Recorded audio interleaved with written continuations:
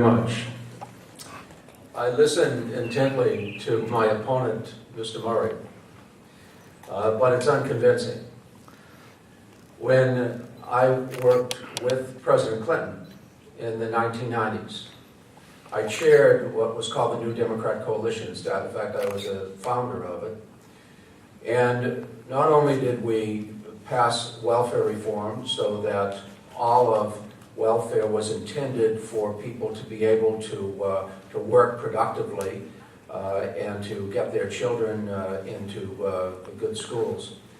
But most importantly, we balanced the budget.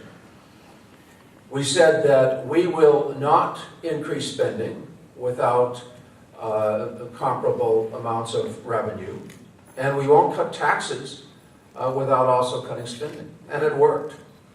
And in fact, 22 million new jobs were created during that period of time. We did balance the budget, and we left President Bush with a surplus, $5.6 trillion.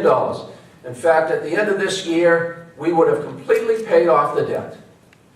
When President Bush, whose policies, of course, Mr. Murray supports, came into office, he immediately threw out the concept of what we call pay-go, the balanced budget, and in fact cut taxes deeply twice and started 2 wars. You can't fund 2 wars on 2 deep tax cuts.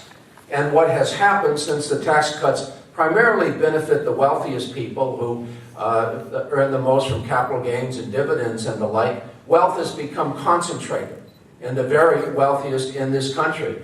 In fact, the top 1% have had 2/3 of the income growth that has occurred over the last decade. 1/10 of 1% earn as much as the bottom 120 million workers. Thank you. That's why we need to change the Republican policy, not go back to it. And that's why I support the current administration.